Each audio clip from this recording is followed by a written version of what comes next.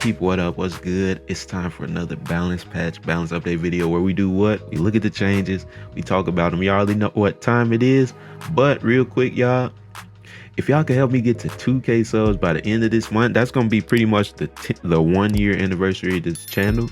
I know it's a tall ask of you guys, but if y'all can help me do that, I would greatly appreciate it. But without further ado, man, let's get straight into these cards, right?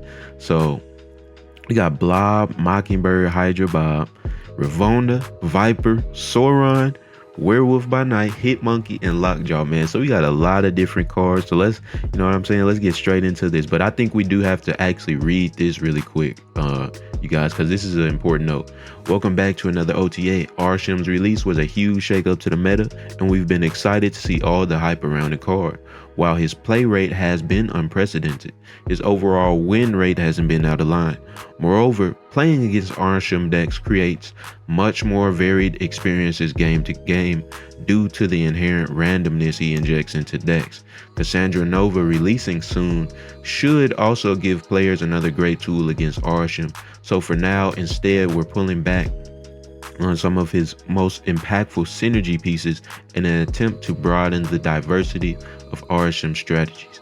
I think this is important to note, you guys, because I mean, a lot of y'all and myself included, we kind of really don't like Arshem as a card, but I mean, they're kind of basically saying here that, you know, as soon as Cassandra Nova comes out, that's going to be another countermeasure to deal with him. So they don't want to nerf him too hard before then, but they did go ahead and nerf him by nerfing Blob a little bit. And so what they did was, you know, obviously before his ability was merge your cards until it gains 15 or more, and then it had the other text here which says ongoing can't be moved. Now it can be moved, right? That's interesting. And let's go ahead and read why they you know, went ahead and made that decision, and then I'll kind of comment on it as well. While Blob not moving hasn't been a large part of his strength, having an ongoing ability has been.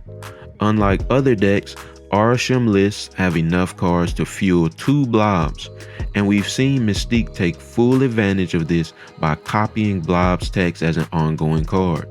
We've been looking to simplify this card since this last change, so this seemed like the perfect time to do so. Basically, y'all, Blob into Mystique is cheap. If Blob has an on-reveal ability, it's kind of some bull that Mystique was able to copy him. So I understand this and I agree with this. Now you're gonna have to Blob into Absorbing Man. So you know what I mean? It's basically the same thing, but I mean, you know, Mystique costs 3, Absorbing Man costs 4. So, you know, it's you're getting taxed a little bit more. Although in the grand scheme of things, will this matter? I don't know. We gonna find out. But y'all let me know what y'all think of this change. I like it. I agree with it. And also like how they're you know, kind of waiting for Cassandra to really touch up Arshem in any more significant way, right? Right, so I do like that change. Now, unfortunately, man, they went ahead and nerfed Mrs. Cheap herself, Mrs. Cheating herself. Mockingbird went ahead and boosted her cost by 1 and her power by 1, making her a 6 cost 10 power card. That means not only is she more expensive, going to be more difficult to get out, but now she could be killed by Shang, right? So it's tough. I perfectly understand this card. You know, I use Mockingbird a lot. I think it was very, you know, it's very cheap. Like, you know, Forge, Brood, Absorbing, Mockingbird, like that's just very hard to overcome, right? On top of that, you throw Patriot in there, you know what I mean? It's like, it's just very hard to deal with, and it's very easy to take advantage of Mockingbird's ability, not only with, you know, Brood, like I mentioned earlier, and Absorbing Man, but, you know, you got Squirrel Girl, you know, Mysterio. It's so many different cards that made it very easy for you to just get a 9 power card out, you know, for relatively low price, right? So I agree with this, and it makes sense, even though, you know, that's young Mockingbird, man. Y'all know we use Mockingbird a lot. Okay, so let's go ahead and read. Mockingbird has been hovering around the top of the meta ever since her release, and the combination of Arshem both providing cards that didn't start in your deck and encouraging the use of Agent Coulson and friends pushed her over the line. We still expect Mockingbird to play a big role with these new numbers, but to require a more substantial investment to use. Uh, right. So yeah, I mean, pretty much what I said. Also, they talked about Archim. You're getting 12 new random cards. Every card you put down is going to make her cheaper as well. So, I mean, she's definitely still going to be a great card, man. Obviously, she's going to benefit from that location where it says 6 cost cards can't be, 6 cost cards cost 1 less. She's going to benefit from Kyra now, where the 1 and 6 cost cards can't be destroyed. So you can still definitely use her, especially, Kyra on some Kazara Shanna stuff, right? So, I mean, she's still going to be very good. But they had to do something, right? She was too brain dead. Now she got like +2 IQ requirement to use her, right? Hydra Bob, man, they went ahead and gave him 1 more power. What do I think about this, y'all? It's interesting. I mean Cerebro 5, you can use him on that, but I just don't like Hydra Bob at all as a card because of his ability. Like, it's too risky to use. Like, snapping, you like double the amount of points you lose all the way up to ×8, right? So I just don't think it's that good. Like, use Zero in Martyr instead. You know what I mean? Anyways, let's read though. Hydra Bob on the other, and by the way, y'all, that's actually crazy to say, because we all know Martyr is a trash card, but the fact that I'm advocating for Zero and Martyr over Hydra Bob because like Hydra Bob is that bad. It's just I just wanted y'all to take note of that real quick. And I don't believe in Martyr at all. So that should tell you something. You might disagree with that. It is what it is. Let's read. Hydra Bob, on the other hand, hasn't made much of a splash. He's been doing all right in the games where he's played, but his risky play style hasn't been very popular. We think he has room to be a bit more decisive in the high stakes games he encourages. So we're adding a power here to help his final location matter more and ensure he's a solid addition to players' collections.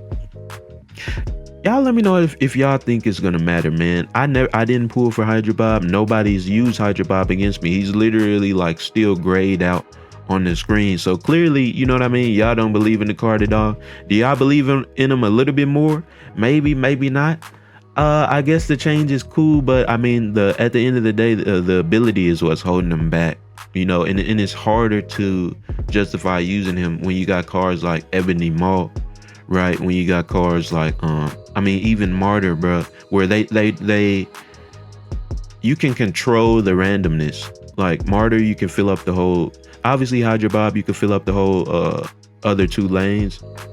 You can for Martyr as well.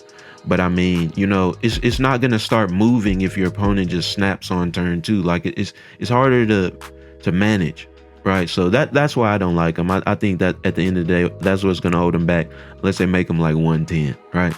Let's see. Up next, we got Young Ravonna. Tough, man. So they keep Ravona's ability. When they gonna give us Zabu back, bruh? But they went ahead and took away 1 power from her. Let's go ahead and read why they did this, and then we can talk about it a little bit. Time and again, Ravonna Renslayer has been a strong piece of decks that incidentally want some low base power cards. Her ubiquity has also made it difficult to balance cards, as she can turn reducing their power into a buff. We're dinging her in an attempt to make building around Ravonna a little bit more of a commitment. I understand it. I mean, I honestly think you can, bring her all the way down to 2/1. Like, the fact that you get a 3-cost Shuri, you know what I mean? You get your goblins for a cheaper price, right? Obviously you got Mr. Negative stuff, Iron Man, Ironheart, Mystique. Like you benefit so many different cards. I honestly feel like you could even take a little bit more power, away from her. Right? I agree with the change. I like it. And I mean that's really all I have to say. We know how good Ravonna is, but I mean, a little bit of a change is better than nothing, right? We gonna see if she's still, if people still try to rob you with her or not. Right? We gonna find out. But this is a huge change right here, this Viper change, y'all. So we obviously up next, we got Viper. So they kept her cost and her power the same, but they went ahead and changed her ability to on reveal.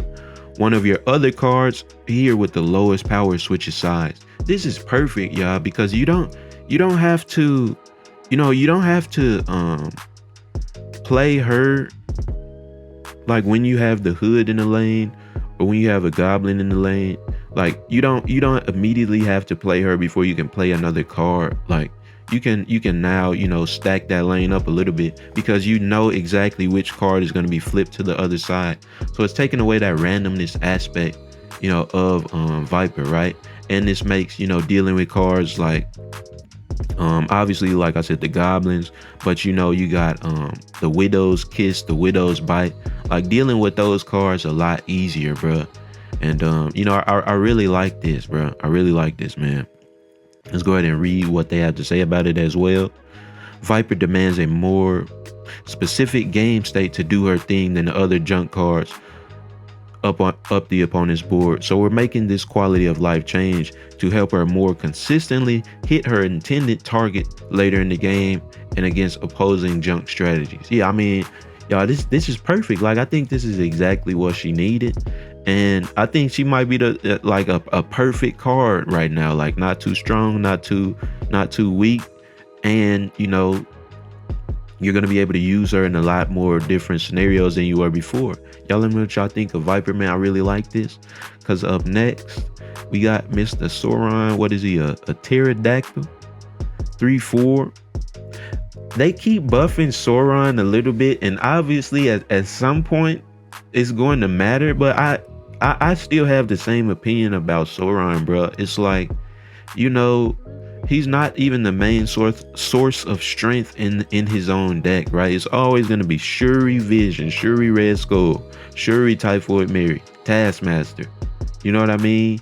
Maybe Arnim Zola, if you get Vision, you move him, right? Like it's, I don't see how buffing Sauron's power like one by one is gonna really, do anything to that deck. I never thought that deck was bad. I just think it's probably pretty boring to use. That's why a lot of people don't use it. But I mean, once he gets to 3/5, 3/6, 3/7, if they want to keep buffing him, then, my opinion on that is going to change. Let's go ahead and read what they have to say about him, though. While Sauron decks utilizing Shuri and Red Skull have continued to have some success since their dominance in the early game days, they haven't gained many new options. While other decks have diversified their game plans, in order to keep this deck an accessible and viable option for players who are still building up to larger collections, we figured this not so friendly green dinosaur could use a small boost.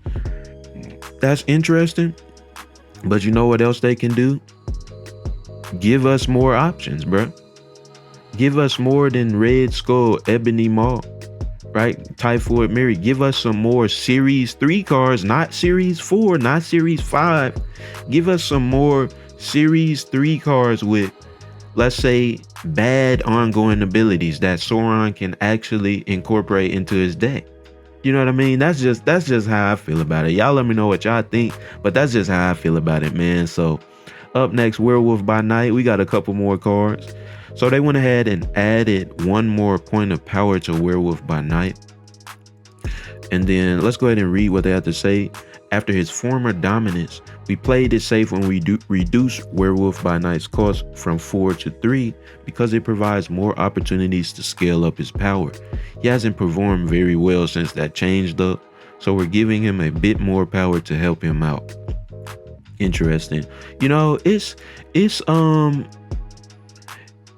It's kind of hard to, I feel like, justify using Werewolf by Night. I don't even have all of the bounce cards, but the fact that you have to use an unreveal card and also take note of, okay, if my guy moves over here on this turn, then I can't play over here again. I have to play 2 other unreveals over here.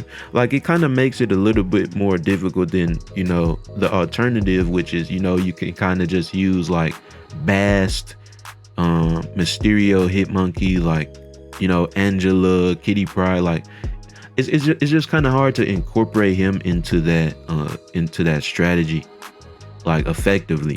On top of him being a Series 5 card, which, you know, he costs 6,000 tokens, it kind of makes sense that a lot of people aren't using them as well because you don't have, you know what I mean? But I like the change, man. I would like to see, you know, I would like to play this card a little bit more because I don't see him. I don't have him. So, you know, I can't really form a full opinion on him, but that's what I have to say about him. Because up next, we on to a much better bounce card, in my opinion. That's Hitmonkey. Let's go ahead and read what I had to say. Hitmonkey has been struggling for a bit now. We've been conservative with this card because his playstyle is difficult to interact with, but we're taking another shot at hitting the sweet spot. So they went ahead and added one more power. It's cool.